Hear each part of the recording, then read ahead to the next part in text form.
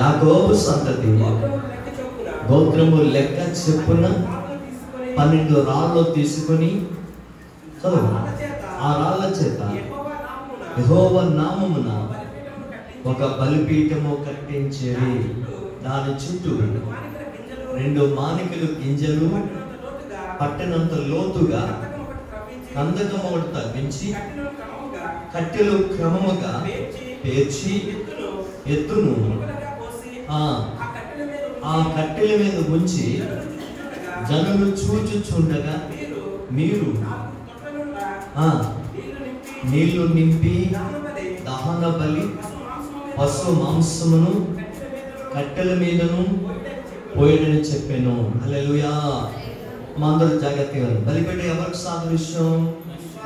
విశ్వాసకి సాదృశ్యం. చెప్పండి, బలిపీఠం నేనే అని చెప్పండి.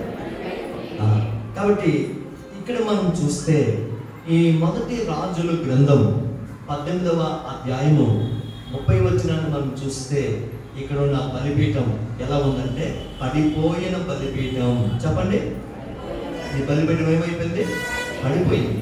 కాబట్టి బలిపీఠం పడిపోయింది కాబట్టి ఆ బలిపీఠం మీద దహన బలి అర్పించాలంటే చూడండి, అక్కడ బలి నైవేద్యం జరగాలంటే అక్కడ బలిపీఠము పడిపోయింది. పడిపోయిన కారణం బట్టి అక్కడ బలి కార్యక్రమాలు జరగలేదు, అక్కడ నైవేద్యాలు జరగలేదు, అక్కడ మాంసాన్ని దహించలేదు. ఎందుకు అలా చేయలేదు అంటే అక్కడ బలిపీఠం ఏమైంది? పడిపోయింది. హల్లెలూయా. కాబట్టి బలిపీఠము కట్టబడి ఉంటే అక్కడ బలి జరుగుతుంది. బలిపీఠము కట్టబడి ఉంటే దానిపైన మాంసం పెట్టబడుతుంది. ఆ బలిపీఠం మీద కట్టెలు పేర్చబడతాయి. ఆ బలిపీఠం మీద మాంసం పేర్చబడిన తర్వాత అది ఏమవుతుందంటే దహించబడుతుంది. ఈ కార్యక్రమాలన్నీ జరగాలంటే ముందు బలిపీఠము కట్టబడి ఉండాలి. కానీ అక్కడ బలిపీఠం ఏమైంది? పడిపోయింది. పిల్లల అదే రీతిగా ఆ బలిపీఠం పడిపోయినట్లుగా చాలా మంది దేవుని బిడ్డలు పడిపోయిన స్థితిలో ఉన్నారు. పడిపోయిన స్థితిలో ఉన్నారు కాబట్టి ఈ రోజున సరైన ప్రార్థన మనం చేయలేకపోతున్నాం, ఈరోజు సరైన వాక్యం చదవలేకపోతున్నాం, సరిగా దేవుని ఆరాధించలేకపోతున్నాం, సరైన పద్ధతిలో మనం దేవుళ్ళు ఎదగలేకపోతున్నాం, సరైన భక్తి మనం చేయలేకపోతున్నాం. గల కారణం ఏమిటంటే మన బలిపీఠము ఏమైపోయిందంటే పడిపోయింది. చెప్పండి అమ్మ, చెప్పాలి. ఏమైంది? పడిపోయింది. పడిపోయిన స్థితిలో ఉన్న కారణం బట్టి ఏమండి ఆత్మ సంబంధమైన కార్యక్రమాలు అక్కడ ఏమి కూడా జరగట్లేదు. కాబట్టి చూడండి, అక్కడ ఏలియా వచ్చి చూసినప్పుడు అక్కడ బలిపీఠం ఏమైంది? పడిపోయిన స్థితిలో ఉంది. దయచేసి బాగా గమనించండి.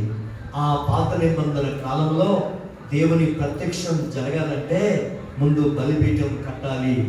బలిపీఠం కట్టి ఆ బలి పశువును వధించి దాని మాంసాన్ని బలిపీఠం మీద పెట్టి అగ్ని చేత కాల్చితే అక్కడికి దేవుని మహిమ దిగొచ్చేది, అక్కడ దేవుని ప్రత్యక్షం జరిగేది, అక్కడ దేవుని కార్యాలు, దేవుని అద్భుతాలు అక్కడ జరిగేవి. అక్కడ అలాంటి కార్యాలు ఏవి జరగలేదంటే అక్కడ బలిపీఠం ఏ స్థితిలో ఉంది?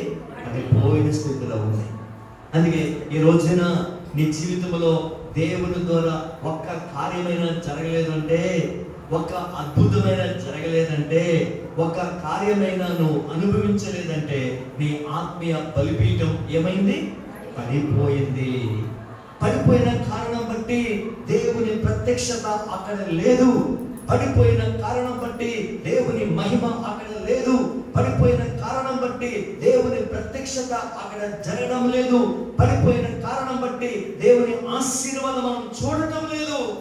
కాబట్టి ఈ మంచి మధ్యాహ్నకాల సమయమందు ఈ రెండవ ఆరాధనలో ఇదిగో దేవుడు బలిపీఠమైన అంశం మీద ప్రభు మాట్లాడుతున్నాడు. కాబట్టి బలిపీఠాలు ఎన్ని విధాలుగా కడతారు? 3 విధాలుగా. ఒకటి మట్టితో కడతారు, రెండవది రాళ్లతో కడతారు, మూడవది కుంభకరతో కడతారు. కాబట్టి ఈ 3 రకాలైన బలిపీఠాలు ఈరోజు విశ్వాసకి సాదృశ్యంగా ఉంది. కాబట్టి ఇక్కడ మనం చూసిన ఈ బలిపీఠం ఏ స్థితిలో ఉంది?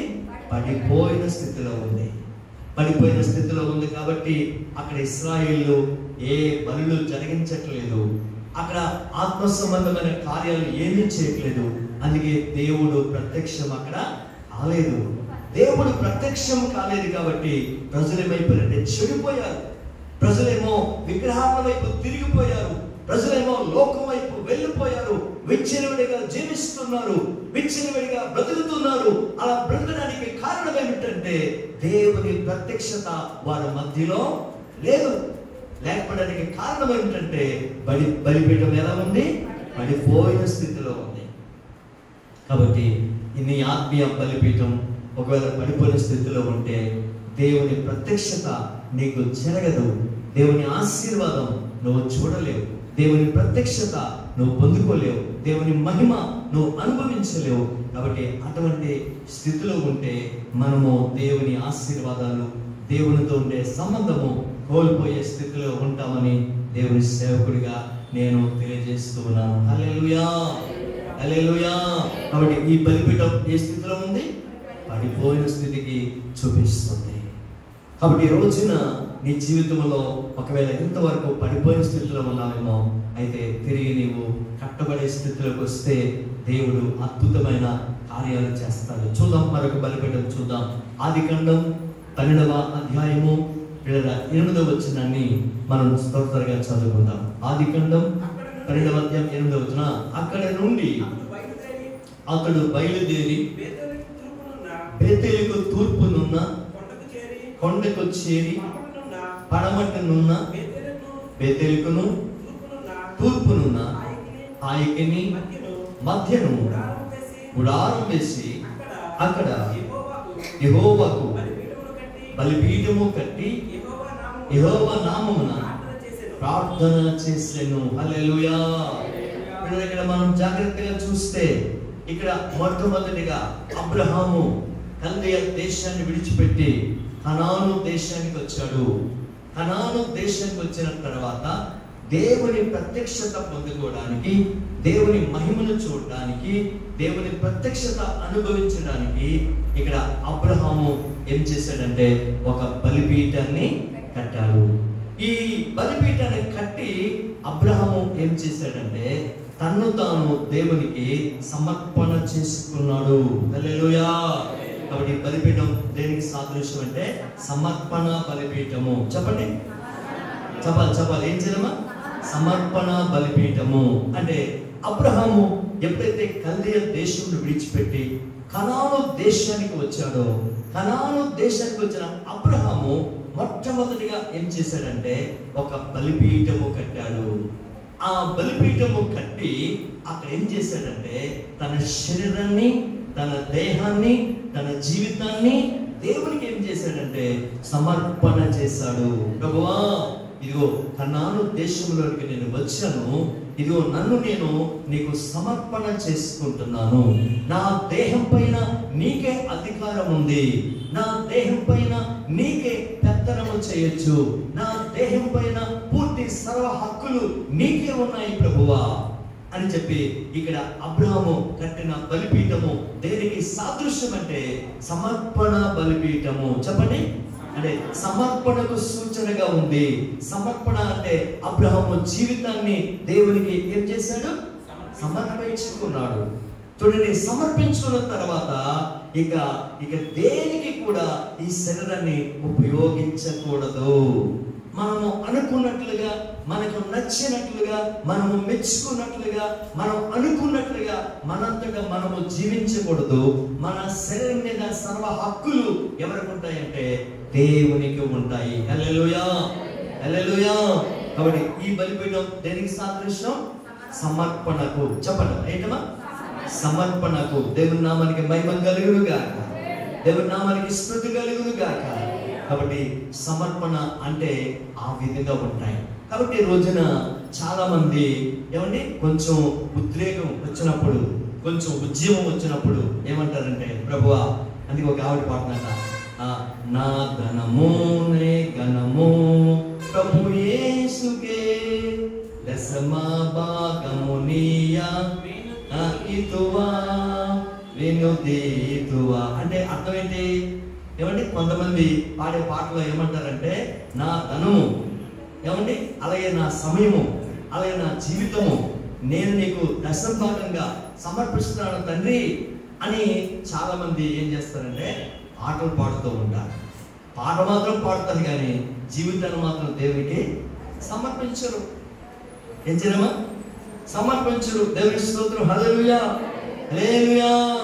కాబట్టి శిరస్సు మొదలుకొని పాదాల వరకు కూడా దేవునికి మనం సమర్పించాము కాబట్టి ఏమంటే ఆ సమర్పణ అనేది జీవితాంతం కూడా మనం కాపాడుకోవాలి. హల్లెలూయా. ఒక పాస్టర్ ఒక ఆయనకి బాప్తిస్మం ఇస్తున్నాడట. బాప్తిస్మం ఇస్తుంటే నదిలోకి వెళ్ళిన తర్వాత ఆయన చేయి పైకెత్తి ఉంచాడట. ఏంటమ్మా? చేయి పైకెత్తి ఉంచాడట. పాస్టర్ అడుగుతున్నాడట, ఏమైనా నువ్వు ఇంకా చేయి పైకి ఎత్తి ఉంచావంటే ఈ చేతితో ఒకటి పట్టాలండి, కాబట్టి ఈ చేతితో ఒకటి పట్టాలండి, అందుకే ఈ చేతికి అప్పుడే బాప్తిస్మం వద్దంటన్నట. అంటే చేతికి ఏం లేదు, చేతికి చేతిని మాత్రం ఆయన సమర్పించుకోలేదు. శిరస్సు మొదలుకొని ఏమండి ఆ నదిలోకి వెళ్ళాడు కానీ చెయ్యి మాత్రం పైకి ఎత్తి అంటున్నాడు ఆయన, ఈ చెయ్యికి మాత్రం బాప్తిస్మం వద్దండి అంటున్నాడ.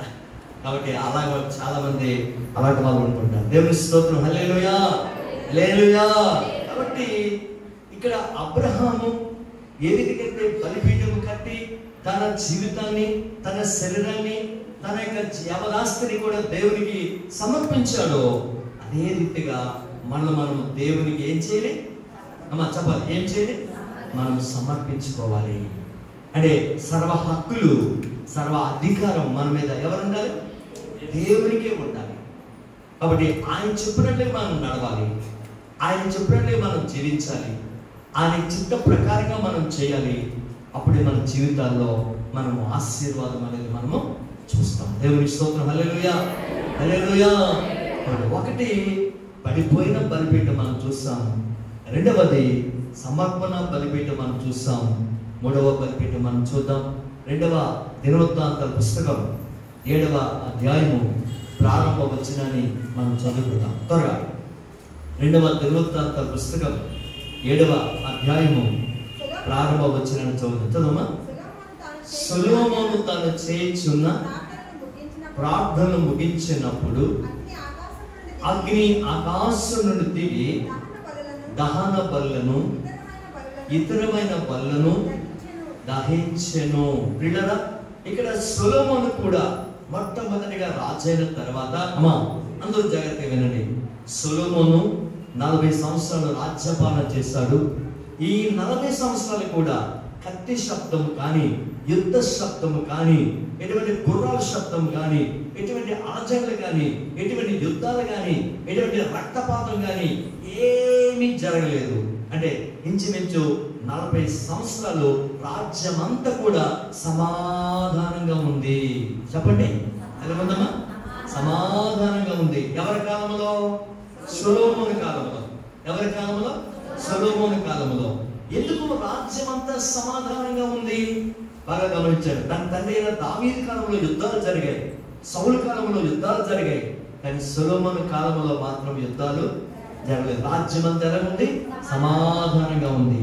అలా జరగడానికి కారణం ఏమిటంటే ఎప్పుడైతే సొలొమోను పట్టాభిషేకం తీసుకున్నాడో, ఎప్పుడైతే సింహాసనం మీద కూర్చున్నాడో, ఎప్పుడైతే రాజ్యపాలన ప్రారంభించాడో దానికి ముందుగా కృతజ్ఞత కలిగి, అయ్యా నేను రాజుగా ఉండడానికి యోగ్యత లేనివని చెప్పాలంటే అబ్షాలోము రాజు అవ్వాలి, అమ్నోను రాజు అవ్వాలి, కానీ వారికి లేని యోగ్యత తండ్రి దేవా నువ్వు నాకు ఇచ్చావయ్యా.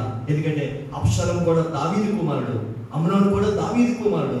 చెప్పాలంటే సొలొమోను కంటే పెద్దవారు వారికి ఇవ్వాలి, కానీ వారికి లేని ధన్యత దేవుడే సాక్షాత్తు సొలొమోనుకి ఆ భాగ్యం దొరికిందని చెప్పి సొలొమోను ఎప్పుడైతే మొట్టమొదటిగా రాజై ఏమండి పట్టాభిషేకం పొందుకొని సింహాసనం మీద కూర్చున్నాడో, ఆ రాజ్యపాలన ప్రారంభించడానికి ముందు సొలొమోను ఏం చేశాడంటే బలిపీఠము కట్టాడు. హల్లెలూయా.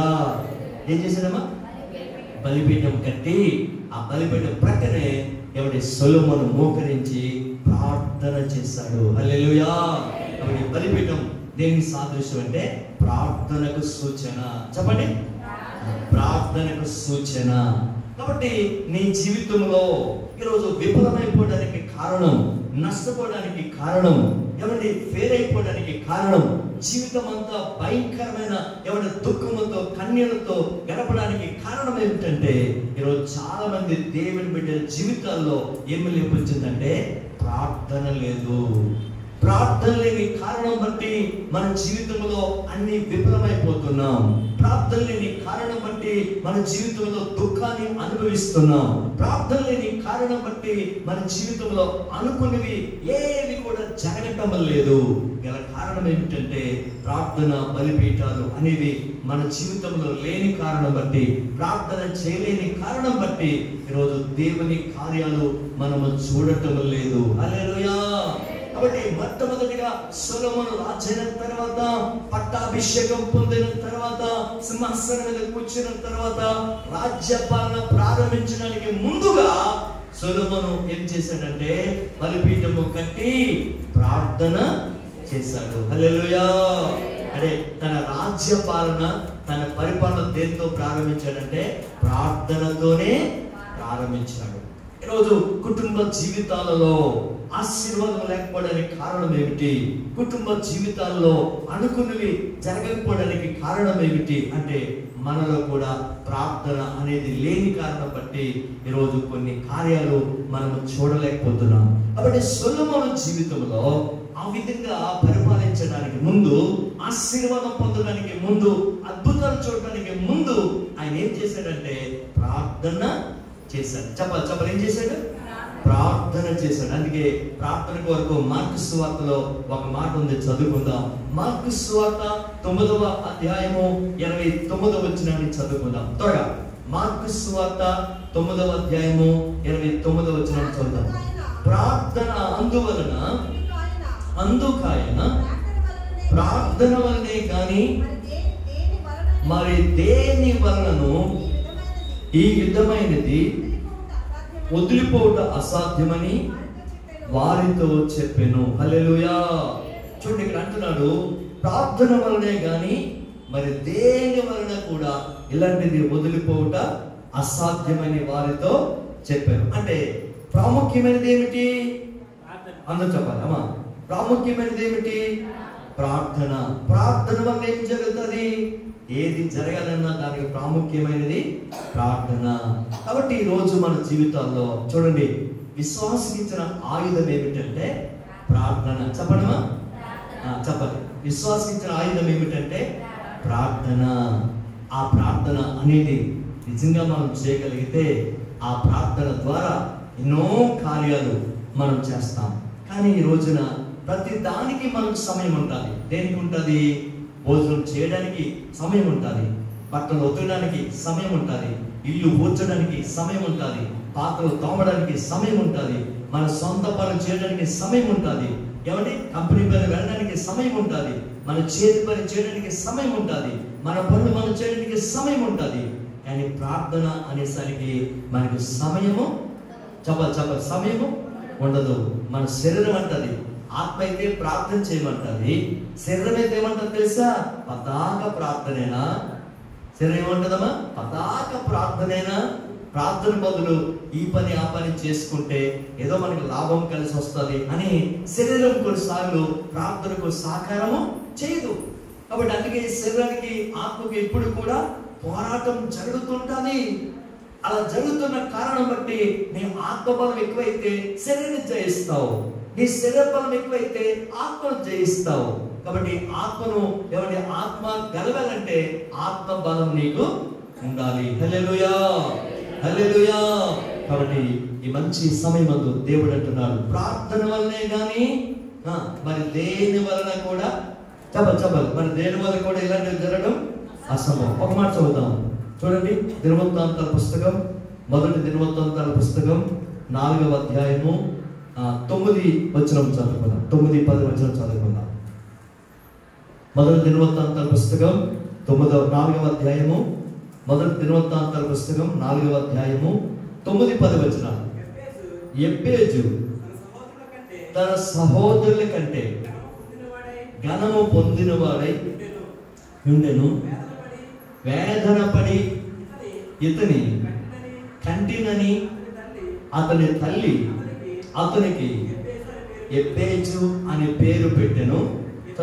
ఎబ్బేజు ఇశ్రాయేలుల దేవుని గూర్చి మొరపెట్టి నీవు నన్ను నిశ్చయముగా ఆశీర్వదించి నా సరిహద్దును విశాలపరిచి నీ చెయ్యి నాకు తోడుగా ఉండా, దయచేసి నాకు కీడు రాకుండా దానిలో నుండి నన్ను తప్పించము అని ప్రార్థింపగా దేవుడు అతడు మనము చేసిన దానిని అతనికి దయచేసను. హల్లెలూయా. ఇక్కడ ఎబ్బేజు చేసిన ప్రార్థన మనం వింటున్నాం. ఇక్కడ ఎబ్బేజు చేసిన ప్రార్థన మనం చూస్తూ ఉన్నాం. దయచేసి బాగా గమనించండి. ఎబ్బేజు అంటే అర్థం ఏంటంటే వేదన. చెప్పండమ్మా. ఎబ్బేజు అనే పేరుకి అర్థం ఏంటి? వేదన. వేదన అంటే బాధ అనేది అర్థం. అంటే ఎబ్బేజు దేవుని సన్నిధికి ఎలాగ వచ్చాడు? బాధతో వచ్చాడు. ఎలా వచ్చాడమ్మా? చెప్పాలి. ఎలాగ వచ్చాడు? బాధతో వచ్చాడు ఎబ్బేజు. బాధతో వచ్చిన ఆయన దేవుని సన్నిధిలో ఏం చేశాడంటే ప్రార్థన చేశాడు. అందరూ జాగ్రత్తగా వినండి. ఎబ్బేజు ఎలా వచ్చాడు దేవుని సన్నిధికి? అమ్మా, ఇక్కడ మీరు మాట్లాడు, బ్యాంకుల దగ్గర మాట్లాడతారు, కాలేజ్ బ్యాంకుల దగ్గర మాట్లాడితే మీరు పొరవుతారు కొంతమంది. అర్థమైందమ్మా? మీరు కాలేజ్ దగ్గర మాట్లాడతారు. కాలేజ్ దగ్గర కూడా ఏమంటారు? కాలేజ్ దగ్గర వదిన నేను ఒక బిందె పెట్టుకెళ్ళాను, మీ అమ్మతోడు మీ నాన్నతోడు అని. అక్కడ అమ్మతోడు బాబుతోడు ఆ తోడు ఈ తోడు అంటారు. అక్కడ కొలల దగ్గర, బ్యాంకుల దగ్గర, ఇంకా పొదుపుల దగ్గర ఎక్కడెక్కడికో పెద్ద పెద్ద మాట్లాడతారు మీరు. కానీ దేవుని సన్నిధికి వచ్చి దేవుని మాట చెప్పడం అంటే బెల్లం కొట్టు రాళ్ళగా అలాగా. నేను అనుకుంటా అసలు బతికారా పోయారనుకుంటాను. చెప్పండమ్మా. దేవుని మాట చెప్తే మనకు జీవం. ప్రభు చెప్తాడు, నీ నోరు తెరువము, నేను దాన్ని నింపెదను. హల్లెలూయా. కాబట్టి దేవుని మాట చెప్తే మనకు ఆరోగ్యం, దేవుని మాట చెప్తే మనకి శక్తి, దేవుని మాట చెప్తే మనకు బలము. కాబట్టి రెండు చేతుల పైకి తాగి చెప్పండి హల్లెలూయా, హల్లెలూయా. కాబట్టి ఎబ్బేజు దేవుని సన్నిధికి ఎలా వచ్చాడు? అది మీరు అలా చెప్తే నాకు చెప్పాలనిపిస్తుంది. రిప్లై అయితే సప్లై ఉంటుంది. రిప్లై ఉంటే సప్లై ఉంటుంది.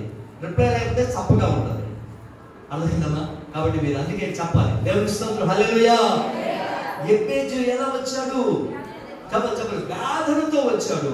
వేదనతో వచ్చిన ఎబ్బేజు ఏం చేశాడంటే ప్రార్థన చేశాడు. అదే రీతిగా ఈరోజు నీవు ఏ వేదనతో ఇక్కడికి వచ్చావు? రోగం ఉందని వేదనతో వచ్చావా? అప్పుల్లో ఉన్నానని వేదనతో వచ్చావా? సమస్యల్లో ఉన్నానని వేదనతో వచ్చావా? లేకపోతే అనారోగ్యం ఉందని వేదనతో వచ్చావా?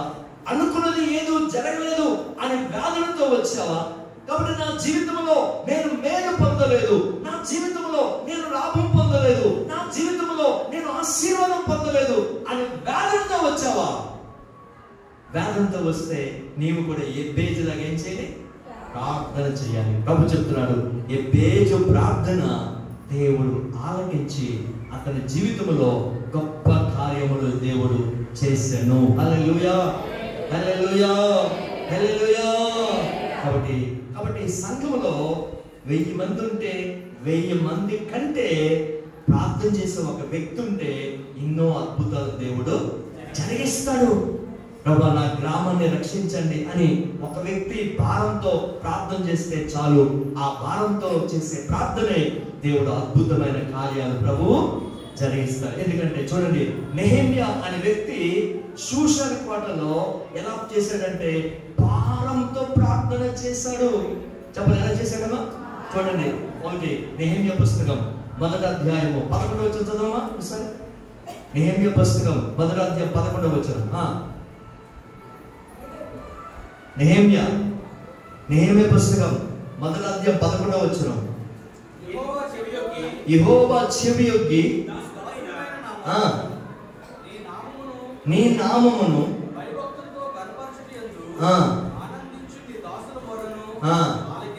ఆలకించి ఈ దినమందు నీ దాసుని ఆలోచన సఫలపరిచి ఈ మనుషుడు నా యందు దయచూపించినట్లు అనుగ్రహించమని నిన్ను బ్రతిమలాడుకొనిచున్నాను. హల్లెలూయా. చూడండి, నెహెమ్యా ఎవరి భారంతో ప్రార్థన చేశాడు. ఆయన నెహెమ్యా భారంతో ప్రార్థన చేస్తూ ఉంటే ఆయనకున్న భారం ఏమిటంటే యెరూషలేము ప్రాకారపు గోడలు పడిపోయాయి. యూదులు అనేవారు చెదరగొట్టబడ్డారు, చెరలోనికి వెళ్ళిపోయారు, నేలమట్టం అయిపోయింది పట్టణం అంతా. ఆ పట్టణం పట్ల నువ్వు కృప చూపించు ప్రభు అని నెహెమ్యా ఏం చేశాడంటే భారంతో ప్రార్థన చేశాడు. చెప్పండి, ఎలా చేశాడమ్మా? అందరూ చెప్పాలి. భారంతో ప్రార్థన చేశాడు. నెహెమ్యా చేసిన భారంతో ప్రార్థన చేశాడు కాబట్టి ఆ ప్రార్థన ఎవరు విన్నారంటే దేవుడు ఆలకించాడు. హల్లెలూయా. దేవుడు ఆలకించి ఏం చేశాడంటే అక్కడ ఉంటున్న రాజైన హత్త హసస్త అనే రాజుతో దేవుడు మాట్లాడి వెంటనే ఆ రాజు ద్వారా నెహెమ్యాకు ఏం చేశాడంటే సహాయాన్ని ఎవరిని అనుగ్రహించాడు. సహాయాన్ని అనుగ్రహించాడు. నెహెమ్యాతో ఎవరి రాజు వచ్చి అంటున్నాడు, నెహెమ్యా నువ్వు చాలా దుఃఖంతో ఉన్నావు, నీ ముఖం చాలా విచారంగా ఉంది. కారణం ఏమిటంటే అప్పుడు ఏమి చెప్పాడు ఆయన, అయ్యా నా పట్టణమైన యెరూషలేము పట్టణం ప్రాకారపు గోడలు పడిపోయాయి, నా ప్రజలైన యూదులు చెల్లాచెదరైపోయారు, దేవుని మందిరం నేలమట్టం అయిపోయింది, యెరూషలేము పట్టణం అంతా కూడా అతలాకుతలం అయిపోయింది, ఇటువంటి పరిస్థితులు ఉన్నాయా అని చెప్పి నెహెమ్యా చెప్పినప్పుడు అప్పుడు ఆ రాజు అంటున్నాడు, అయితే నేను నీకు ఏ విధంగా సహాయం చేయాలి అంటే ఇప్పుడు నేను వెళ్ళడానికి నాకు మనుషులు కావాలి, కాబట్టి ప్రయాణం కావాల్సిన ఆహారం కావాలి, అక్కడ మరి ఖర్చు పెట్టడానికి ధనం కావాలి అని నెహెమ్యా అడిగినప్పుడు రాజైన హర్తాసస్తు నెహెమ్యా కావాల్సినవన్నీ కూడా సహాయము చేశాడు. హల్లెలూయా. అంత గొప్ప సాయం రావడానికి కారణం ఏమిటంటే నెహెమ్యా చేసిన ప్రార్థన. చెప్పండి, ఎవరు చేసినమా? నెహెమ్యా చేసిన ప్రార్థన ఎవరు విన్నారు? దేవుడు విన్నాడు. ముందు దేవుడు విని రాజు మనస్సును దేవుడు మార్చాడు. దేవుని స్తోత్రం. హల్లెలూయా. నువ్వు ప్రార్థన చేస్తే దేవుడు ఆలకిస్తాడు. నీకు కావలసిన ప్రార్థనకు జవాబు దేవుడే పంపిస్తాడు. అటువంటి కార్యాలు జరగాలంటే నీకు నీవుగా నెహెమ్యాలాగా, ఎబ్బేజులాగా, ఎవరి సొలొమోను లాగా ఏం చేయలేవు?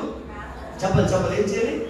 కొంతమంది అంటే రై గారు మా కోసం మీరు మొరపెట్టండి, మేము గురి పెడతామంటారు. కొంతమంది గురి పెడతారట.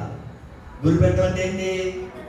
నిద్రపోవడం. కొంతమంది అంటే రై గారు మా కోసం భారంగా ప్రార్థన చేయండి, అలాగేమా గట్టిగా ప్రార్థన చేయండి, గట్టిగా ప్రార్థన చేయండి, భారంగా ప్రార్థన చేయండి అంటారు, కానీ మీరు మాత్రం ప్రార్థన చేయరు. దేవుని స్తోత్రం. హల్లెలూయా. కాబట్టి మేము చేసే ప్రార్థనతో మీరు కూడా ఏకీభవిస్తే మేము చేసే ప్రార్థన, మీరు చేసే ప్రార్థన, మనందరి ప్రార్థన దేవుని సింహాసనాన్ని ఏం చేస్తుంది? కదిలిస్తుంది. హల్లెలూయా. ఎందుకంటే కొర్నేలు ప్రార్థన చేశాడు, కొర్నేలు క్షేమం కొరకు పేతురు కూడా ప్రార్థన, వీరిద్దరి ప్రార్థన పరలోకానికి వెళ్ళి పరలోక సింహాసనాన్ని కదిపాయి. అందుకే దేవుడు వెంటనే జవాబు ఇచ్చాడు. హల్లెలూయా. హల్లెలూయా. కాబట్టి ఈరోజు సంఘాల్లో ఎలాంటి వారు కావాలంటే నెహెమ్యాలాగా భారం కలిగి ప్రార్థించేవారు కావాలి. అప్పుడే దేవుడు అద్భుతమైన కార్యాలు ప్రభు జరిగిస్తాడు. దేవుని స్తోత్రం. హల్లెలూయా. సమయమందు 3 బలిపీఠాల కోసం మనకు తెలుసు. ఒకటి పడిపోయిన బలిపీఠం.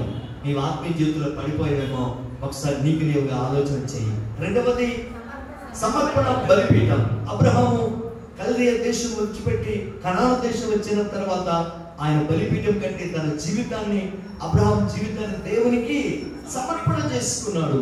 చనిపోయినంత వరకు దేవుని విడిచిపెట్టలేదు, చనిపోయినంత వరకు పరిశుద్ధత విడిచిపెట్టలేదు, చనిపోయినంత వరకు ఆ యొక్క దేవునితో ఉన్న సాహసాన్ని విడిచిపెట్టలేదు. ఎవరు? అబ్రహాం. అది సమర్పణ బలిపీఠం. మూడవది చూస్తే సొలొమోను కట్టిన బలిపీఠం ఏమిటమ్మా? ప్రార్థన బలిపీఠం. ప్రార్థన ద్వారా ఎన్నో అద్భుతాలు జరిగాయి. సొలొమోను తన రాజ్యాన్ని పరిపాలించడానికి ప్రారంభంగా ఏం చేశాడంటే ప్రార్థన చేశాడు. ఇది ప్రార్థనా బలిపీఠం. కాబట్టి ఈరోజు నువ్వే బలిపీఠాన్ని సాదృశ్యమున్నావు. పడిపోయిన బలిపీఠంగా ఉన్నావా? ఒకవేళ పశ్చాత్తాపడి పడిపోయిన స్థితిలోండి మళ్ళీ తిరిగి లేవగలిగితే అద్భుతమైన దేవుడు నీ జీవితాన్ని ఒక ఆశీర్వాదకరంగా మార్చగలదని దేవుని సేవకుడిగా తెలియజేస్తున్నాను. హల్లెలూయా. రెండవది సమర్పణ బలిపీఠం అంటే నీ జీవితాన్ని పూర్తిగా దేవునికి అప్పగించుకుంటే, సర్వ హక్కులు దేవునికి ఇస్తే, నీవు దేవునికి సమర్పణ చేసుకుంటే దేవుడే నీకు ఆధారమై ఉండి నిన్ను పోషిస్తాడు, నిన్ను నడిపిస్తాడు, నిన్ను కడ వరకు తోడుగా ఉండి అన్ని విధాలుగా సహాయం చేస్తూ నిన్ను బ్రతికింపనిస్తాడు. హల్లెలూయా. మూడవది ప్రార్థన బలిపీఠం అంటే నీ జీవితంలో ప్రాముఖ్యమైనది ఏమిటంటే ప్రార్థన. కాబట్టి విశ్వాసకి దేవుడు ఇచ్చిన ఆయుధం ఏమిటమా? చెప్పలు ఏంటమా? ప్రార్థన. చెప్పాలంటే మనకంటే భక్తి ఎక్కువ అన్యులకి. మీకు తెలుసా, కొంతమంది అన్యులు ఆ పూజ గదిలోకి వెళ్ళి ఒక అరగంట గంట పూజ చేస్తే కానీ వాళ్ళు అడుగు బయట పెట్టరు. మన ప్రార్థన ఏంటి తెలుసా? మంత్రాల ప్రార్థన. స్తోత్రం స్తోత్రం స్తోత్రం స్తోత్రం, నన్ను కాపాడు ప్రభా, నా భర్తను కాపాడు ప్రభా, నా పిల్లలు కాపాడు ప్రభా, ఆమేన్. ఇదే ప్రార్థన, ఇదే మంత్రాల ప్రార్థన. ఇలాంటి మంత్రాల ప్రార్థనకి ఏమైనా కార్యాలు జరుగుతాయంటే జరిగే ప్రసక్తి లేదు. కాబట్టి ఒక అన్యుడు ఆ పూజా గదిలోకి వెళ్ళి ఒక అరగంట గంట నిష్ఠ నియమాలతో భక్తి చేస్తున్నప్పుడు నిజమైన దేవుని కలిగిన నీవు ఇంకెంత రోషం ఉండాలి, ఇంకెంత పౌరుషం ఉండాలి.